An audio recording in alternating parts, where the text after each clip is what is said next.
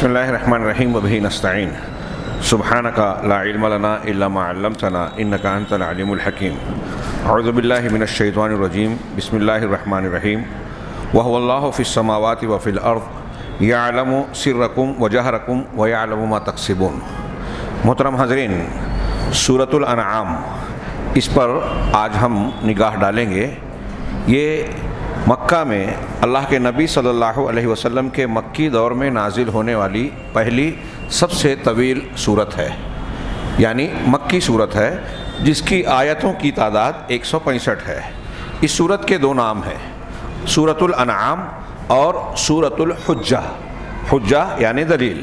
مناسبت میں آپ اس کے معنی کو جانیں گے کہ اس نام کی مناسبت کیا ہے۔ چونکہ انعام کے بارے میں معنی میں نے بتایا تھا چوپائے، اور عام طور سے جب الانعام قرآن اور حدیث میں بولا گیا تو سورۃ الانعام میں جن 4 جانوروں کو اور نر مادہ ملا کر 8 جانوروں کو انعام سے تعبیر کیا گیا ہے، وہ ہیں اونٹ اونٹنی، گائے بیل، بکرا بکری، مینڈھا مینڈھی۔ انہی کی قربانی کی جاتی ہے۔ من الضأن اثنین ومن البقر اثنین ومن الابل اثنین، یہ جو قرآن میں سورۃ الانعام میں آیا ہے اسی کے اعتبار سے۔ تو یہ جانوروں یا چوپایوں یا مویشی کے نام پر اس سورت کا نام کیوں رکھا گیا؟ مناسبت بتا رہے ہیں کہ چونکہ عربوں کے کھانے پینے کا اور ان کے رزق کے حصول کے سارے راستوں کا، مواصلات کا، بار برداری کا ذریعہ یہی جانور تھے۔ ان کی ثروت اور دولت، تجارت کا انحصار کافی حد تک انہی جانوروں سے جڑا ہوا تھا۔ چنانچہ یہ جانور اور انعام چوپائے، اس میں خاص طور سے گھوڑے اور اونٹ اور پھر بکریاں وغیرہ بھی بطور مال اور معیشت کے اضافہ کر کے پال کر اس کے دودھ، اس کے چمڑے، اس کے گوشت کا استعمال بھی، اس کی تجارت بھی، اور پھر اس کی خرید و فروخت۔ تو بہرحال یہ چیزیں اس بنیاد پر، چونکہ یہ ان کی زندگی کی ایک بہت بڑی بنیاد بن گئی تھی، اس لیے ان کی زندگی میں ان جانوروں کی بہت اونچی اور اہمیت کے حامل اونچی قیمت بن گئی تھی، اور یہ ان کی زندگی کا ایک ستون بن گیا تھا۔ ایسی صورت میں یہ لوگ اس بات کے لیے تیار نہیں تھے کہ جانوروں کے معاملات کو عبادت اور دین کے دائرے میں داخل کریں۔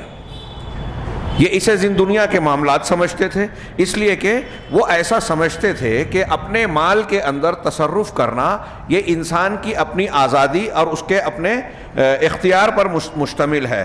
یہ عبادت سے اس کا کوئی تعلق اور ٹکراؤ ہونے کا سوال نہیں ہوتا۔ اسی لیے اللہ تبارک و تعالیٰ نے جانوروں کے امور کو بھی دین، شریعت اور احکامات الہی سے جڑا ہوا بتانے کے طور پر اس سورت کا نام سورۃ الانعام رکھا، اور خاص طور سے اس لیے کہ انعام یعنی چوپایوں سے متعلق اس سورت میں کئی باتیں بیان کی گئی ہے۔ گویا اس میں اس بات کی وہ خصوصی طور سے توجیہ ہے ہر شخص کے لیے، لکل من خالف، ہر اس شخص کے لیے توجیہ ہے جس کا عقیدہ اس کے عمل کے خلاف ہے۔ مطلب یہ کہ زندگی کے معاملات میں بھی عقیدے کے تحت ہمارے اعمال ہونے چاہیے، یہاں تک کہ جانوروں کے امور میں بھی۔ دوسرا نام اس سورت کا ہے الحجہ۔ حجہ کہتے ہیں دلیل کو جو سامنے والے کو مطمئن کر دے ہوئے۔ چونکہ اس سورت میں اللہ تعالیٰ کی وحدانیت پر بہت زبردست اور کثرت سے دلائل اور براہین پیش کیے گئے ہیں، اور مشرکین اور منکرین، جو لوگ اللہ کے ساتھ شرک کرتے ہیں یا جو اللہ تبارک و تعالیٰ کی ربوبیت اور اس کی الوہیت کا انکار کرتے ہیں، ان کے خلاف زبردست دلیلیں اور حجتیں قائم کی گئی ہیں۔ اس لیے اس کو سورۃ الحجہ بھی کہا جاتا ہے۔ اس کی فضیلت میں انہوں نے وہی مشہور روایت جو 2 مرتبہ گزر چکی، مسند احمد کی صحیح روایت، کہ جو شخص 7 طوال کا علم حاصل کرے گا وہ حبر یعنی عالم ہے۔ ان میں ایک سورہ انعام بھی شامل ہے۔ کچھ یہاں ایک جملے میں ایک وضاحت کروں کہ قرآن کی فضیلت میں زیادہ تر جو حدیثیں بیان کی جاتی ہیں، عموماً وہ ضعیف موضوع من گھڑت ہیں۔ امام احمد بن حنبل تو کہتے ہیں کہ اکثر و بیشتر قرآن کی فضیلت کی حدیثیں جھوٹی بناوٹی ہیں، نوح ابن ابی مریم ایک شخص تھا، اس نے کہا کہ میں نے دیکھا کہ لوگ قرآن کو چھوڑ کر امام ابو حنیفہ کی فقہ کی طرف زیادہ متوجہ ہیں، تو قرآن کی طرف توجہ دلانے کے لیے میں نے ہر سورت کی فضیلت میں کچھ حدیثیں بنا کر لوگوں میں شائع کر دی۔ تو سورۃ الانعام کے تعلق سے بھی بعض ایسی روایتیں، جیسے مثال کے طور پہ ایک روایت لمبی چوڑی یہ بیان کی جاتی ہے کہ یہ ایسی سورت ہے جو 70,000 فرشتوں کے ساتھ میں نازل کی گئی۔ یہ روایت صحیح نہیں ہے۔ اس سورت کی ابتدائی مضمون کا اس کے آخری مضمون سے تعلق بتاتے ہوئے انہوں نے کہا کہ سورت مبارکہ کا آغاز جو ہوتا ہے یہ مشرکین پر نکیر کرتے ہوئے الحمدللہ الذی، یہ کہ جعل الظلمات والنور ہے نا، کہ تمام تعریف اس اللہ کے لیے ہے جس نے روشنی اور تاریکیاں بنائی، اچھائی اور برائی بنائی، آسمان اور زمین بنائے، روشنی اور تاریکی بنائی۔ پھر بھی یہ مشرکین جو ہیں اللہ کے ساتھ شرک کرتے ہیں، یعدلون کا لفظ ہے، یعنی اللہ کی عبادت سے ہٹ کر دوسرے کی طرف مڑتے ہیں۔ چنانچہ اللہ تعالیٰ نے کہا کہ کیف یعدلون، کہ یہ مشرکین کس طریقے سے اللہ کی عبادت سے مائل ہو کر غیر اللہ کی طرف جاتے ہیں، اور جبکہ اللہ تعالیٰ نے آسمانوں اور زمینوں کو پیدا کیا، ظلمات یعنی تاریکیوں اور نور کو بھی بنانے والا وہی ہے۔ شروع میں یہ مضمون پہلی آیت میں بیان کیا گیا، اور آخر میں اللہ تبارک و تعالیٰ نے نبی کریم صلی اللہ علیہ وسلم کی توجیہ کی اس چیز کے ذریعے کہ انہوں نے مشرکین اور کفار سے بڑے ان کے عجیب رویے پر تعجب کا اظہار کرتے ہوئے رد کیا اور کہا قل اغیر اللہ ابغی ربا وہو رب کل شیء، آپ لوگوں سے کہیے کہ کیا میں اللہ کے علاوہ کسی اور کو رب بناؤں، رب بنا کر چاہوں، جبکہ اللہ تبارک و تعالی ہر چیز کا رب ہے، پروردگار ہے، مالک ہے، وہ ہر چیز کا مالک ہے، تو اسے چھوڑ کر کسی اور کو بناؤں۔ یہاں شروع میں مشرکین کے اس عمل پر، شرک کرنے پر رد کیا گیا، اور آخر میں بھی نبی کریم صلی اللہ علیہ وسلم رد کرتے ہوئے ان کے خلاف دلیل بھی قائم کر رہے ہیں کہ میں اللہ کے علاوہ کسی اور کو رب کیسے بنا سکتا ہوں جبکہ وہ تمام چیزوں کا پروردگار ہے، یعنی کیسے میں اللہ تبارک و تعالیٰ کے علاوہ دوسرے کی عبادت کروں جبکہ وہ ہر چیز کا، آسمانوں اور زمین کا اور پوری کائنات کا مالک و پروردگار ہے۔ اس میں اللہ تعالیٰ کی وحدانیت پر تاکید ہے، اور اس بات کی وضاحت اور اس بات ہے کہ اکیلا اللہ تبارک و تعالیٰ ہی عبادت کے لائق ہے، اس کا کوئی شریک اور پارٹنر نہیں ہے۔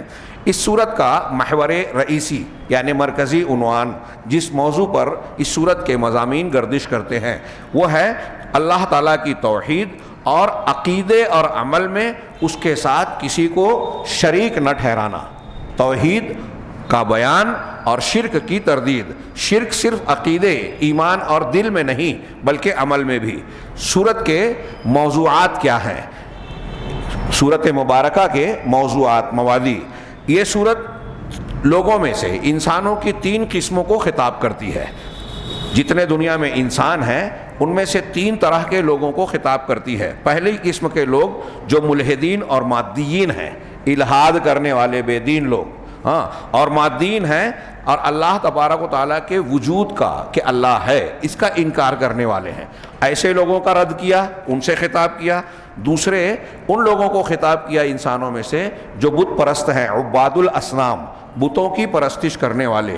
تیسرے اللہ تبارک و تعالیٰ پر اعتقاداً تو ایمان رکھنے والے ہیں، ان لوگوں سے خطاب کیا گیا جو اللہ پر عقیدے کے طور پر اللہ کو مانتے ہیں، لیکن اللہ کا یہ عقیدہ وہ اپنی زندگی اور زندگی کے معاملات میں نافذ نہیں کرتے، اس کے اثرات نظر نہیں آتے۔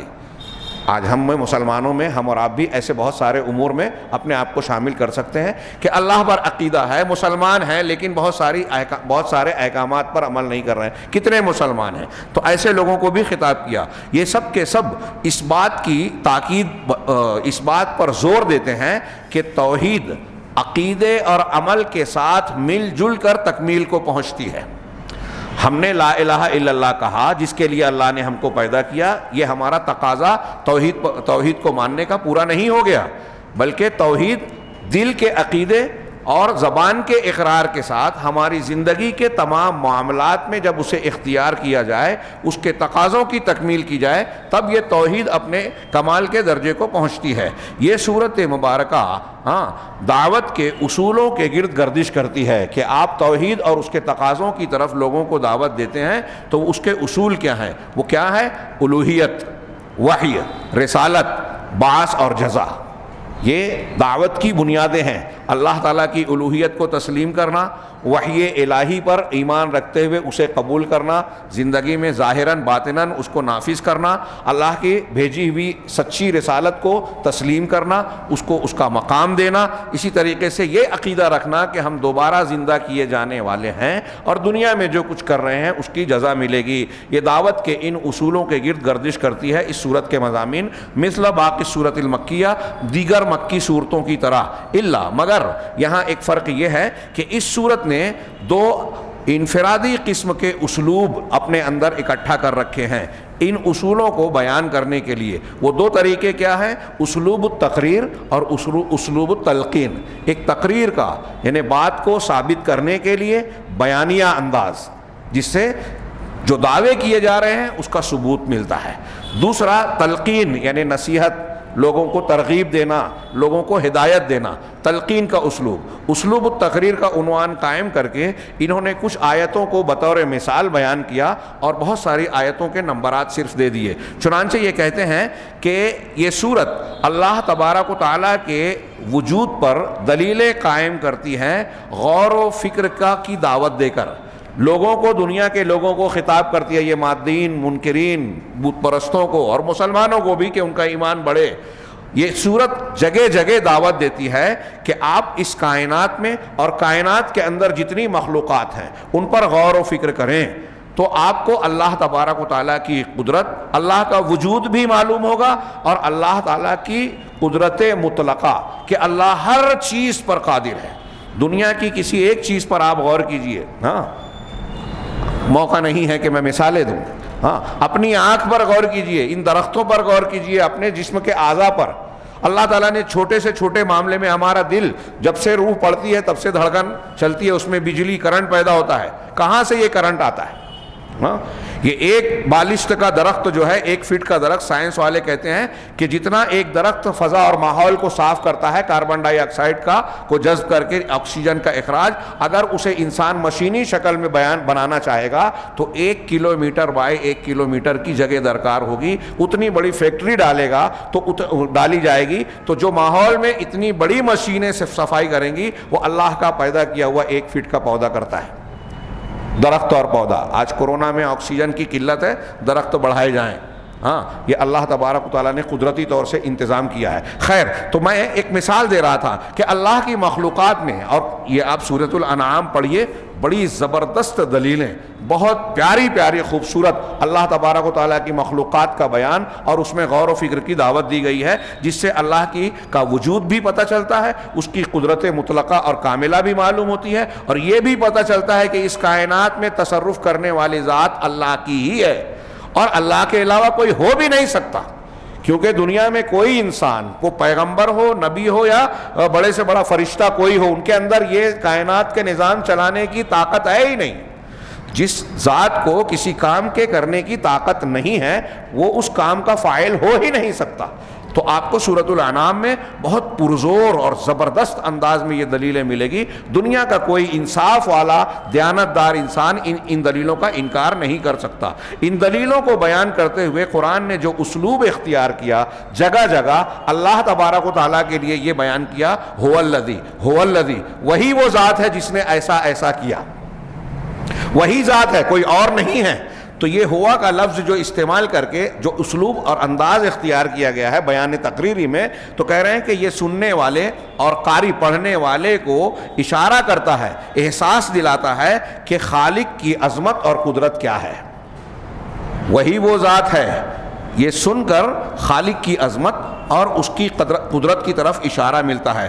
گویا کہ یہ جب بیان کیا جاتا ہے سورۃ الانعام جب آپ پڑھتے ہیں تو ایسا محسوس ہوگا ان دلیلوں کو پڑھتے ہوئے، ان پر غور کرتے ہوئے، کہ ایک پڑھنے والے انسان کی آنکھوں کے سامنے یہ دلیلیں، قدرت کے یہ مناظر اور اللہ کی قدرت کے یہ نشانات مجسم طور پر موجود ہیں جو اللہ تعالیٰ نے الفاظ میں اپنے بیان میں پیش کیا ہے۔ چنانچہ ہوا الذی، ہوا کا یہ لفظ جو ہے سورۃ الانعام میں 28 مقامات پر آیا ہے، 28 جگہوں پر ہوا الذی، جیسے چند آیتیں یہاں پوری آیتیں نقل کی۔ ہوا الذی خلقکم من طین، وہی ہے جس نے تم کو مٹی سے پیدا کیا، ثم قضا اجلا، پھر ایک مقررہ مدت متعین کر دی۔ اب یہ اس آیت کے 2-3 معنی بیان کیے جاتے ہیں، میں اس تفصیل میں نہیں جاتا، تفسیر کی طرف پلٹیں۔ وَأَجَلٌ مُّسَمًّى عِندَهُ، اور طے شدہ وقت اس کے پاس موجود ہے۔ ثم انتم تمترون، پھر تم شک شبہ کرتے ہو۔ اللہ نے تم کو مٹی سے، پہلی تخلیق مٹی سے ہوئی، اور پھر اس کے بعد ایک مرد اور عورت کے ملاپ سے نطفے سے ہوتی ہے، اور نطفہ بھی جو بنتا ہے وہ لوگ کہتے ہیں اہل علم نے کہ وہ بھی مٹی سے بنتا ہے۔ ہمارے جسم میں جو نطفہ بنتا ہے وہ غذاؤں کے کھانے سے بنتا ہے۔ غذا کہاں سے آتی ہے؟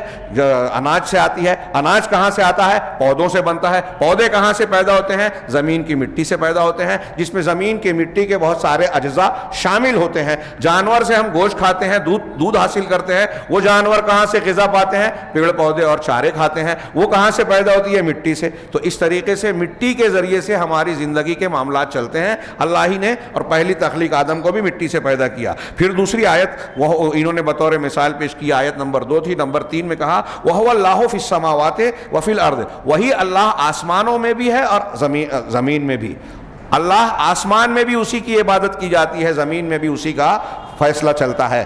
الہ وہی ہے، ہاں، یعلم سرکم وجہرکم، وہ تمہارے راز کو، چھپی ہوئی باتوں کو، بھید کو بھی جانتا ہے، اور جو تم برملا کھل کر کرتے ہو وہ بھی جانتا ہے۔ کوئی چیز اللہ تعالیٰ کے لیے غیب خفیہ نہیں ہے، سب کھلی ہوئی ہے۔ وَيَعْلَمُ مَا تَكْسِبُونَ، اور تمہارے اپنے کرتوتوں اور اعمال کو بھی اللہ خوب جانتا ہے۔ یہاں بھی دیکھیے وَهُوَ اللَّهُ، وہ اللہ ہی ہے جو ایسا ہے۔ تیسری آیت جو پیش کی وَلَهُ مَا سَكَنَ فِي اللَّيْلِ وَالنَّهَارِ، پوری رات اور دن میں جو بھی چیزیں بستی ہیں، رہتی ہیں، سب کے سب اللہ کی ملک اور اللہ کی سلطنت ہے، اللہ کی ملکیت میں ہے، یعنی اسی کا تصرف چل رہا ہے۔ وَهُوَ السَّمِيعُ الْعَلِيمُ، اور وہی سننے والا، پورا علم رکھنے والا ہے، ہر آواز کو سن رہا ہے، ہر بات کو جان رہا ہے۔ کوئی ایک آواز اور ایک بات بھی اللہ کے دائرہ علم اور سماعت سے باہر نہیں ہے۔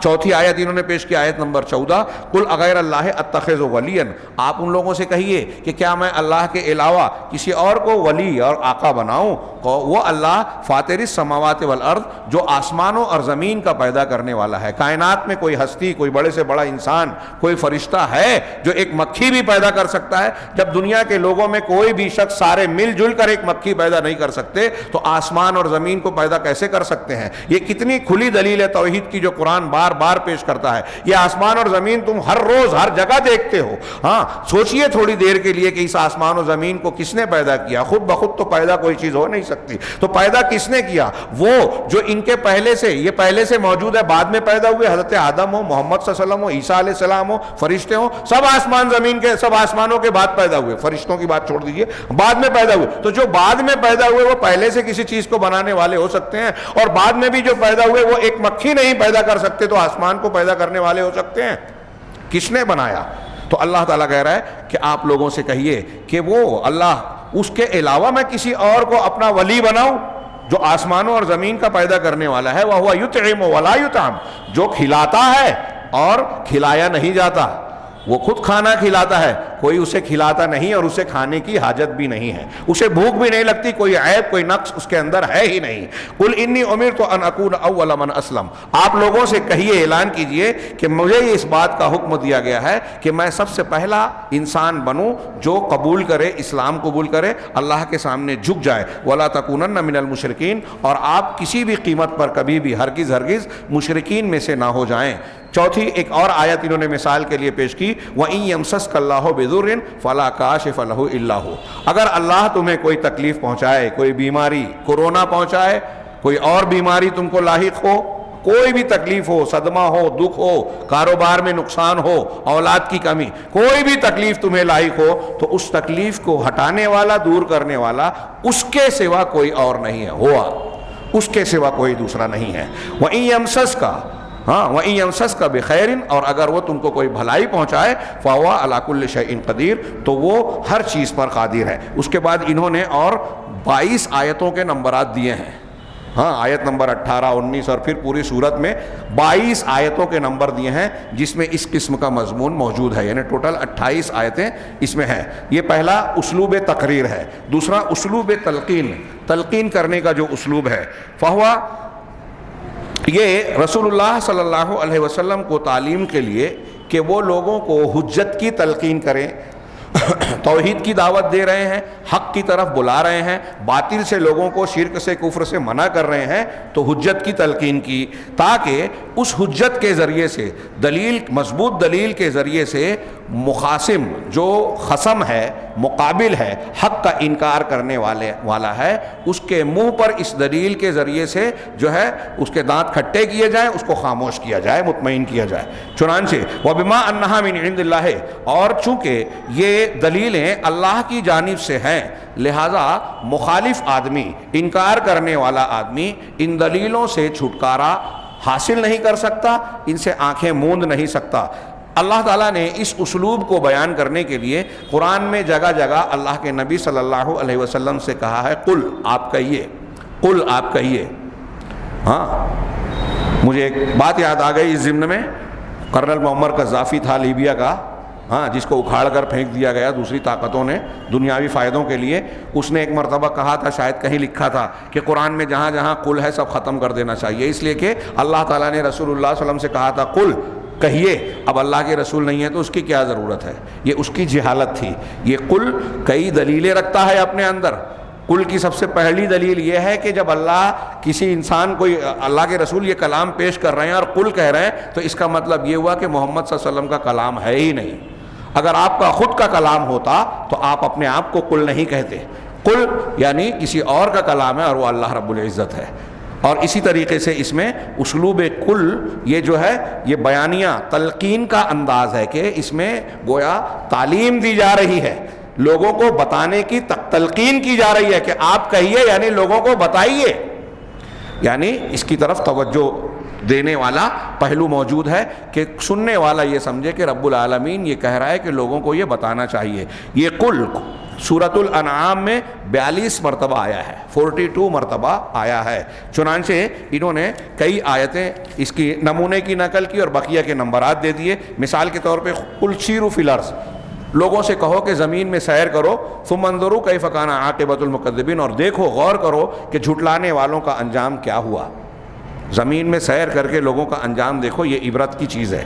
ہاں، تاریخ سے عبرت ملتی ہے، لوگوں کے انجام سے عبرت ملتی ہے۔ قرآن کی آیت کہتی ہے قل، کہا یہاں، یہ تلقین والا اسلوب ہے۔ دوسری آیت جو انہوں نے پیش کی، قل لمن ما فی السماوات والارض، آپ کہیے کہ آسمانوں اور زمین میں جو کچھ ہے وہ کس کا ہے، کون ان کا مالک ہے، کون اس کا تصرف رکھتا ہے؟ قل للہ، آپ کہیے کہ یہ اللہ کا ہے، اللہ کے لیے ہے۔ کتب علی نفسہ الرحمہ، اس اللہ نے اپنی ذات پر رحمت کو لکھ دیا ہے، اس کی رحمت اس کے غضب پر غالب ہے۔ حدیث میں یہ مضمون ہے، لیجمعنکم الی یوم القیامۃ لا ریب فیہ، تم سب کو قیامت کے دن ضرور اکٹھا کرے گا جس کے اندر کوئی شک نہیں ہے، شبہ کی بات ہے ہی نہیں۔ قیامت آئے گی، سب کو اکٹھا کرے گا۔ والذین خسروا انفسہم، جن لوگوں نے اپنے آپ کو خسارے میں ڈال رکھا ہے، فہم لا یؤمنون، تو ایسے لوگ ایمان لانے والے نہیں ہیں۔ یہ ایک آیت نمبر 12۔ پھر ایک اور آیت پیش کی، قل اغیر اللہ اتخذ ولیا، کیا میں اللہ کے علاوہ کسی اور کو بھی ولی بناؤں؟ یہاں بھی قل سے شروع ہوئی، یہ آیت پیچھے گزر چکی۔ اس کے بعد اللہ نے کہا قل انی اخاف ان عصیت ربی عذاب یوم عظیم، آیت نمبر 15۔ اس آیت کو چھوڑ کر آگے بڑھ رہا ہوں کہ آپ لوگوں سے کہیے کہ میں اگر اپنے پروردگار کی نافرمانی کروں تو مجھے اپنے پروردگار کے یوم عظیم، بڑے دن کے عذاب کا ڈر ہے۔ نبی کریم صلی اللہ علیہ وسلم سے بھی کہا گیا، توحید کی دلیل اس سے بڑھ کر کیا ہو سکتی ہے کہ اگر میں بھی اللہ کی نافرمانی کروں گا تو بڑے دن یعنی قیامت کے دن میں بھی عذاب میں گرفتار ہو جاؤں گا۔ اور پھر ایک آیت نمبر 19 تو تھوڑی سی لمبی ہے، قل ای شیء اکبر شہادۃ، آپ ان سے پوچھئے، کہیے کہ گواہی کے اعتبار سے کون سی چیز سب سے بڑی ہے، یعنی سب سے بڑی گواہی کون سی ہے، کس کی ہے؟ قل اللہ، آپ کہیے کہ اللہ کی گواہی، شہید بینی و بینکم، تمہارے اور میرے درمیان، ہمارے درمیان شہید ہے، گواہ ہے۔ اللہ کی گواہی کیسے ہوتی ہے؟ قرآن کے ذریعے سے، رسولوں کے ذریعے سے، سچوں کی سچائی کی دلیلیں فراہم کر کے۔ ہاں، سمعی دلیلیں، قولی دلیلیں اور غور و فکر کرنے سے جو دلیلیں اللہ تبارک و تعالیٰ فراہم کرتا ہے یہ اللہ کی گواہیاں ہیں، اور بھی کئی شکلیں ہیں۔ تو آگے اللہ نے کہا وَأُوحِيَ إِلَيَّ هَذَا الْقُرْآنُ لِأُنذِرَكُم بِهِ وَمَن بَلَغَ، کہ اور میری طرف اس قرآن کو وحی کیا گیا ہے تاکہ میں تم کو اس کے ذریعے سے ڈراؤں اور ان تمام لوگوں کو جہاں تک یہ قرآن پہنچے۔ بعض صحابہ اور تابعین کہتے ہیں کہ اس آیت کے ذریعے سے معلوم پڑا کہ قرآن جہاں جہاں تک پہنچ رہا ہے، جس تک پہنچ رہا ہے اس پر اللہ کے رسول کی اور اللہ کی حجت پوری ہو رہی ہے، اور ہر مسلمان جس کے پاس قرآن پہنچتا ہے، ہم اور آپ کو قرآن کی جو بھی تعلیم حاصل ہو رہی ہے، ہمارا یہ فرض ہے کہ قرآن کی جو تعلیم ہم تک پہنچی ہے ہم دوسروں تک پہنچائے۔ اس آیت کی روشنی میں یہ پتہ چلتا ہے ہم نے اس قرآن کو کیوں نازل کیا، تاکہ اس کے ذریعے سے ڈرائیں۔ اس سے یہ بھی پتہ چلا کہ دعوت و تبلیغ کا کام قرآن کے ذریعے سے ہونا چاہیے، فلاں مولانا کے نصاب سے، فلاں فضائل سے، فلاں لال ڈائری سے نہیں، قرآن کے ذریعے سے انذار کا کام ہونا چاہیے۔ وَإِنَّكُمْ لَتَشْهَدُونَ أَنَّ مَعَ اللَّهِ آلِهَةً أُخْرَىٰ، کیا تم اس بات کی گواہی دیتے ہو کہ اللہ کے ساتھ دوسرے بھی آلہہ، عبادت کے لائق کچھ ہستیاں ہیں؟ قُل لَا أَشْهَدُ، آپ کہیے کہ میں اس کی گواہی نہیں دیتا۔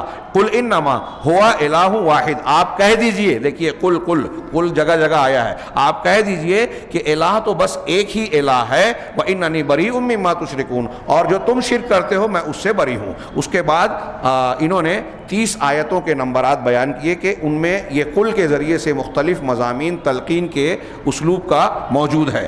اس صورت نے مشرکین سے بحث اور مباحثے کی بڑی عمدہ اور خوبصورت نمونے پیش کیے ہیں سورہ مبارکہ نے، کہ کس طریقے سے مشرکین کے خلاف حجت قائم کی جائے۔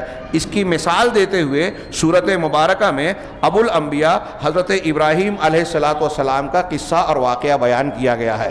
شروعات ہوتی ہے وَإِذْ قَالَ إِبْرَاهِيمُ لِأَبِيهِ آزَرَ أَتَتَّخِذُ أَصْنَامًا آلِهَةً إِنِّي أَرَاكَ وَقَوْمَكَ فِي ضَلَالٍ مُبِينٍ، جب ابراہیم نے اپنے باپ آزر سے کہا کہ کیا تم بتوں کو اپنا معبود بناتے ہو، میں آپ کو اور آپ کی قوم کو کھلی گمراہی میں پاتا ہوں۔ اور پھر جو واقعہ بیان کیا کہ جب رات کی تاریکی چھا گئی، فلما جن علیہ اللیل رأى کوکبا، آپ نے بارہا سنا ہے، ستارے کو دیکھا، کہا یہ میرا رب ہے۔ ڈوب گیا تو کہا ڈوبنے والے کو میں پسند نہیں کرتا۔ چاند نظر آیا، کہا اس کو رب بناتا ہوں۔ وہ ڈوب گیا تو کہا اگر میرے رب نے مجھے راستہ نہیں بتایا تو میں گھاٹا اٹھانے والے، ہلاک ہونے والوں میں سے، گمراہوں میں سے ہو جاؤں گا، ضالین۔ اور پھر اس کے بعد جب سورج نکلا تو کہا کہ یہ میرا رب ہے، یہ سب سے بڑا ہے۔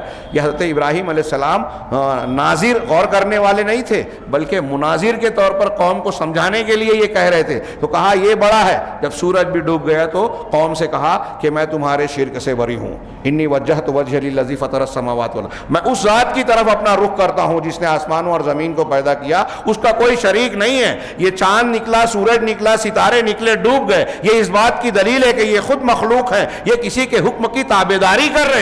تو جس کے حکم کی تابعداری کر رہے ہیں میں اسی کی عبادت کر رہا ہوں، ان کی عبادت نہیں کر سکتا کیونکہ یہ خود مخلوق ہے، یہ خود محکوم ہے، ان کا کوئی فیصلہ کائنات کے نظام میں عمل دخل ان کا ہے ہی نہیں، ان کا نظام بتا رہا ہے۔ غور و فکر کرنے سے یہ بات سمجھ میں آتی ہے۔ تو مشرکین کا رد کرنے کا ایک اسلوب قرآن نے پیش کیا، اور اس اسلوب کو حضرت ابراہیم علیہ السلام کے واقعے میں آیت نمبر 74 سے لے کے 83 تک جو بیان ہے آپ پڑھ جائیے، بڑا شاندار واقعہ اور دلیل دینے کا بہترین طریقہ آپ کو نظر آئے گا۔ پھر اسی طریقے سے اس سورت نے ایک فصل پیدا کرنے والی آیت جو بتاتی ہے کہ اللہ تبارک و تعالیٰ کی کائنات میں اللہ کی نشانیاں کھلے طور سے نظر آتی ہیں۔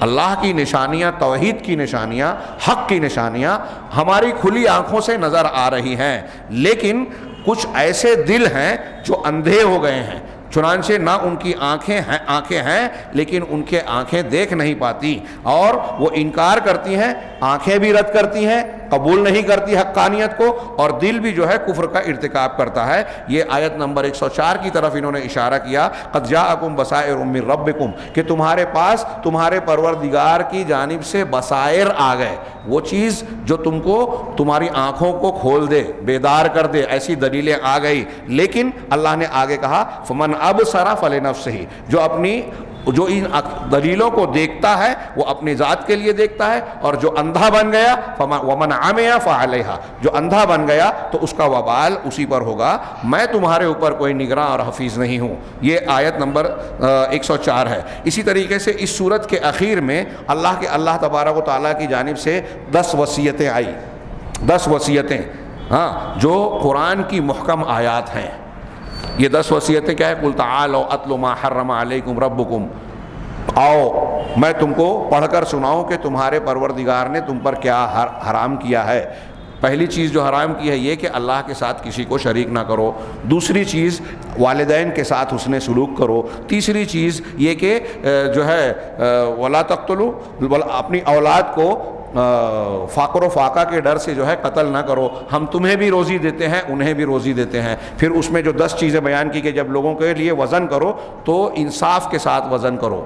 ہاں، یہ 10 نصیحتیں جو کی ہیں۔ حضرت عبداللہ ابن مسعود رضی اللہ تعالیٰ عنہ کا قول آپ نے سنا ہوگا کہ تم میں سے کوئی شخص اگر یہ چاہتا ہے کہ نبی کریم صلی اللہ علیہ وسلم اس دنیا سے رخصت ہونے سے پہلے جن وصیتوں کو پیش کر کے گئے، امت کے لیے جو وصیت کر گئے، تو اللہ کے رسول کی وصیت پڑھنا ہے تو وہ قرآن کی سورہ انعام کی آیتیں پڑھیں جو 10 وصیتیں بیان کی گئی ہے۔ اللہ کے رسول صلی اللہ علیہ وسلم کا انہی وصیتوں پر خاتمہ ہوا، یہ آیات محکمات ہیں۔ آیت نمبر 151، 52، 53، 153 تک یہ آپ آیتیں دے سکتے ہیں۔ اسی میں اللہ تبارک و تعالیٰ نے کہا کہ ذالکم وصاکم بہ لعلکم وان ھذا صراطی مستقیما فاتبعوہ، آخر میں ہے کہ یہ میرا سیدھا راستہ ہے، تم اسی کی اتباع کرو اور دوسرے راستوں کی پیروی نہ کرو ورنہ تم کو اللہ کے راستے سے ہٹا دیں گے۔ اللہ تعالیٰ نے اس کی تم کو وصیت کی ہے تاکہ تم متقی پرہیزگار بن جاؤ۔ اس صورت مبارکہ کے آخری میں اللہ تبارک و تعالیٰ کے نزدیک انسان کی کیا قدر و قیمت ہے اس کا بھی بیان پتہ چلتا ہے، اور یہ معلوم ہوتا ہے کہ اللہ تعالیٰ نے انسانوں کو ایک بلند مقصد کے لیے وجود دیا ہے اور بڑی زبردست حکمت کی بنیاد پر پیدا کیا ہے، اور وہ کیا ہے کہ اس کائنات کو اللہ کے منہج اور طریقے کی بنیاد پر آباد کیا جائے۔ اللہ نے جو دین دیا ہے اس کو اختیار کیا جائے، اور امتحان کے طور پر جو دوسرے ادیان اور کشش پیدا کرنے والے دوسرے قوانین، مذاہب، طریقے اور لذت دکھانے والے گناہ موجود ہیں اس سے بچ کر بندہ منہج ربانی کو زندگی میں نافذ کرے۔ یہ اعلیٰ حکمت اور مصلحت ہے۔ گویا کہ رسالت، اللہ کی جانب سے جو پیغام اور رسالت ہے وہ یہ کہہ رہا ہے کہ وحدوا ربکم، کہ تم اپنے پروردگار کی توحید کو اختیار کرو، اپنے دین اور عقیدے میں اللہ کے دین کو قبول کرو، اللہ کو اللہ کا مقام دو تو اللہ تم کو زمین کا مالک بنا دے گا اور تم کو خلیفہ بنا دے گا، خلافت سے نوازے گا۔ یہ آخری آیت، بالکل آخری آیت ہے، وَهُوَ الَّذِي جَعَلَكُمْ خَلَائِفَ الْأَرْضِ، وہی وہ ذات ہے جس نے تم کو زمین کا خلیفہ بنایا، وَرَفَعَ بَعْضَكُمْ فَوْقَ بَعْضٍ، اور بعض کو بعض کے اوپر درجہ دیا، درجات، الگ الگ درجات دیے، کیوں دیے؟ لِيَبْلُوَكُمْ فِي مَا آتَاكُمْ، تاکہ تم کو آزمائے کہ تم کو جو کچھ نعمتیں دیا ہے اس میں تم کیا کرتے ہو۔ إِنَّ رَبَّكَ سَرِيعُ الْعِقَابِ وَإِنَّهُ لَغَفُورٌ رَحِيمٌ، یقیناً تمہارا پروردگار بہت تیزی سے سزا دینے والا ہے اور وہ غفور الرحیم بھی ہے، مغفرت کرنے والا، معاف کرنے والا بھی ہے۔ نیک عمل کرو گے تو سزا ملے گی، اچھائی کرو گے تو اللہ بخشش کرے گا۔ تو اس سے اس آیت میں جو ہے اشارہ ہے کہ زمین میں جو ہم کو دولت، شہرت، اقتدار، یہ سب کچھ ملا ہے، یہ اللہ تبارک و تعالیٰ کی آزمائش ہے۔ ان نعمتوں کو دے کر اللہ تبارک و تعالیٰ ہم کو آزما رہا ہے، اور ہم اگر اللہ تعالیٰ کے بن جائیں، اللہ والے بن جائیں تو اللہ کہے گا کہ یہ جہاں چیز ہے کیا، لوح و قلم تیرے ہیں۔ آخر میں انہوں نے فوائد اور لطائف کو بیان کیا ہے۔ میں تیزی سے اسے بیان کرتا ہوں کہ رات کو سونا چاہیے۔ اس صورت میں بیان کیا گیا کہ رات میں سونا چاہیے اور دن میں سرگرمی، عمل، کام، کاروبار، دھندا، دوڑ دھوپ دن میں کرنی چاہیے۔ یہ فطرت ہے اور یہی سب سے کامل طریقہ ہے اور انسان کے لیے سب سے بہترین راستہ ہے۔ قرآن کی آیت ہے فالق الاصباح، اللہ ہی ہے جو صبح کو پھاڑنے والا ہے۔ وجعل اللیل سکنا، اور اللہ نے رات کو سکون کا ذریعہ بنایا۔ والشمس والقمر حسبانا، اس آیت سے پتہ چلا کہ رات آرام کے لیے ہے۔ دوسری بات، من حقق التوحید الکامل الخالص، جو شخص کامل اور خالص توحید کو متحقق کرے گا، یعنی اپنے اندر پختہ توحید اختیار کرے گا، اللہ تبارک و تعالیٰ دنیا اور آخرت میں اس کو امن دے گا۔ بڑی مشہور آیت ہے سورہ انعام کی آیت نمبر 82، الذین آمنوا ولم یلبسوا ایمانہم بظلم، جو لوگ ایمان لائے اور اپنے ایمان کے ساتھ ظلم کی ملاوٹ نہیں کی۔ اللہ کے رسول کی بخاری کی حدیث ہے کہ یہاں ظلم سے مراد شرک ہے، یعنی اپنے ایمان میں شرک نہیں ملایا، اولئک لہم الامن، تو ان کے لیے امن ہے۔ ہم چاہتے ہیں کہ دنیا میں ہم کو امن رہے، خوف خطرہ نہ رہے، آخرت میں خوف خطرہ نہ رہے، تو سب سے بڑی بات یہ ہے کہ صحیح ایمان اختیار کریں اور ہر قسم کے شرک سے اپنے آپ کو پاک کر لیں۔ شرک سے بچ گئے، امن مل گیا، وَأُولَئِکَ وَهُمْ مُہْتَدُونَ، اور یہی ہدایت یاب ہیں۔ تو توحید مل جائے، شرک سے محفوظ ہو جائیں، اللہ تعالیٰ کی گارنٹی ہے کہ ہم کو امن ملے گا۔ نمبر 3، الکثرۃ لم تکن ابدا دلیلا علی الحق۔ ایک بات اس صورت میں ہم کو ایک فائدہ یہ معلوم ہوا کہ کثرت، کسی طرف اکثریت جو ہے وہ حق کی دلیل نہیں ہے۔ ہمارے یہاں جمہوری مزاج بن گیا ہے، یورپ اور امریکہ کا آج کے جدھر زیادہ لوگ ہیں وہی صحیح ہے، لیکن قرآن کی یہ سورہ انعام کی آیت نمبر 116 کہتی ہے وَإِن تُطِعْ أَكْثَرَ مَنْ فِي الْأَرْضِ يُضِلُّوكَ عَنْ سَبِيلِ اللَّهِ، اگر دنیا کی اکثر لوگوں کی آپ اطاعت کریں گے تو وہ تم کو اللہ کے راستے سے بھٹکا دیں گے۔ إِن يَتَّبِعُونَ إِلَّا الظَّنَّ وَإِنْ هُمْ إِلَّا يَخْرُصُونَ، یہ جو اکثریت ہے ان کے پاس علم نہیں ہے، یہ تو صرف گمان کی پیروی کرتے ہیں اور اٹکل پچو باتیں کرتے ہیں، اندازی ٹولہ بہت سارے امور طے کرتے ہیں۔ تو اکثریت کسی چیز کے حق ہونے کی دلیل نہیں ہے، اسی لیے انہوں نے کہا کہ بعض سلف کا یہ قول ہے کہ علیک بسبیل الہدی، تم ہدایت کے راستے کو مضبوطی سے تھامے رکھو، ولا تستوحش قلت السالکین، صحیح راستے پہ چلنے والوں کی کم تعداد، قلت کی وجہ سے تم وحشت محسوس نہ کرو کہ ارے اس پر تو میں جو راستہ اختیار کیا ہوں بہت کم لوگ ہیں، اس سے وحشت محسوس نہ کرو۔ وَإِيَّاكَ وَطَرِيقَ الضَّلَالِ، اور تم گمراہی کے راستے سے بچتے رہو، وَلَا تَغْتَرَّ بِكَثْرَةِ الْحَالِكِينَ، اور ہلاک ہونے والے گمراہ لوگوں کی کثرت سے تم دھوکہ نہ کھاؤ کہ یہ اتنے بڑی تعداد ہیں۔ ہمارے مالیگاؤں میں ایک جملہ بولا جاتا ہے نا، جو سب کا ہوگا وہ ہمارا ہوگا، تو اگر سب کا غلط ہونے والا دکھائی دے رہا ہے تو اس سے دھوکہ کھا کر ان میں شامل نہ ہو جاؤ۔ آگے نمبر 4 انہوں نے پیش کیا، 2 نقطے اور بھی ہیں آخر آیتوں سے، کہ یصح الایمان وتقبل التوبہ، ایمان، بندے کا ایمان صحیح ہوتا ہے اور بندے کی توبہ قبول ہوتی ہے جب تک کہ قیامت کی بڑی نشانیاں ظاہر نہیں ہوتی۔ 2 باتیں 3 باتیں، توبہ کا دروازہ، ایمان کا دروازہ کھلا رہتا ہے۔ 2 باتیں دماغ میں رکھیے، ہم ابھی زندہ ہیں، قیامت ابھی بعد میں آنے والی ہے، تو ہماری موت کے آثار اگر نمایاں ہو گئے تو ہمارے لیے توبہ کا، ایمان لانے کا دروازہ بند۔ ایمان والے ہیں تو اب کسی نیکی کے قبول ہونے کا دروازہ بند۔ مثلا مثال کے طور پہ موت کی علامت آ گئی، اب ہم کہہ رہے ہیں کہ اپنے مال کو فلاں فلاں کو میں صدقہ کر دوں، یہ قبول نہیں ہوگا۔ ہاں حدیث میں ہے کہ مرتے مرتے ایک آدمی بولتا ہے یہ فلاں کو دے دو، اب تو دوسرے کا ہو چکا، تیرا رہا ہی نہیں۔ خیر، تو یہاں وہی بات کہہ رہے ہیں، قرآن کی آیت، اللہ کے رسول آگے آیت کو نقل کر رہے ہیں کہ بندے کا ایمان صحیح ہوگا اور توبہ بندے کی قبول ہوگی جب تک کہ قیامت کبریٰ کی علامتیں ظاہر نہ ہو جائیں۔ قیامت کبریٰ کی علامت، سورج مغرب سے نکلنے والا، جب اس کی ظاہر ہوگی تو توبہ کا دروازہ بند ہو جائے گا۔ اسی طریقے سے فَإِذَا ظَهَرَتْ، جب یہ علامتیں ظاہر ہو جائیں گی، اُغْلِقَ بَابُ التَّوْبَةِ، توبہ کا دروازہ بند ہو جائے گا۔ فَلَا تُقْبَلُ مِنْ أَحَدٍ، تو اب کسی سے ایمان اور نیکی قبول نہیں کی جائے گی، توبہ قبول نہیں کی جائے گی۔ وَأُغْلِقَ بَابُ الْإِيمَانِ، اور ایمان کا دروازہ بھی بند ہو جائے گا، اب کسی کا ایمان لانا فائدہ نہیں دے گا۔ اللہ کے رسول صلی اللہ علیہ وسلم کا فرمان ہے لا تقوم الساعة حتى تطلع الشمس من مغربها، کہ قیامت قائم نہیں ہوگی یہاں تک کہ سورج جو ہے مغرب سے طلوع نہ ہو جائے۔ بس جب مغرب سے طلوع ہوگا اور لوگ اسے دیکھ لیں گے تو سب کے سب ایمان لائیں گے کہ ہم ایمان لاتے ہیں، ہم ایمان لاتے ہیں، لیکن اللہ کے رسول نے کہا یہ وہ وقت ہوگا کہ کسی نفس کو اس کا ایمان لانا فائدہ نہیں دے گا۔ یہ بیان کرنے کے بعد اللہ کے رسول صلی اللہ علیہ وسلم نے سورہ انعام کی آیت نمبر 158 پڑھی، یہ یہاں نقل کر رہے ہیں، یہ بخاری کی روایت میں ہے، اللہ کے رسول نے یہ آیت پڑھی هل ينظرون الا ان تأتيهم الملائکۃ او یأتی ربک او یأتی بعض آیات ربک، کہ یہ بس اس کا انتظار کر رہے ہیں کہ فرشتے ان کے پاس آ جائیں، یا تمہارا پروردگار ان کے پاس آ جائے، یا پھر تمہارے پروردگار کی بعض نشانیاں آ جائیں۔ یہی قیامت کی نشانیاں. ہاں لیکن اللہ نے آگے کہا یوم یاتی بعض آیات ربک، جب لیکن جس دن تمہارے پروردگار کی بعض آیتیں آ جائے گی، قیامت کی یہ نشانی ظاہر ہو جائے گی، لا ينفع نفسا ایمانها، تو کسی نفس کو اس کا ایمان لانا فائدہ نہیں دے گا، لم تکن آمنت من قبل، جو پہلے ایمان نہیں لائی تھی. ان نشانیوں کے ظاہر ہونے سے پہلے جب ایمان اگر نہیں لایا تو نشانی ظاہر ہونے کے بعد ایمان لانا فائدہ نہیں دے گا. او کسبت فی ایمانہا خیرا، یا جس شخص نے اپنے ایمان میں کوئی خیر نہ کمایا ہو، جیسے ہم اپنے آپ کو مسلمان کہتے ہیں، ایسے مسلمان کہنے والا کوئی شخص اس قیامت کی نشانی کے ظاہر ہونے کے بعد کوئی نیک عمل کرے گا تو اب وہ نیک عمل قبول نہیں ہوگا اپنے ایمان میں جس نے خیر نہ کمائے ہو.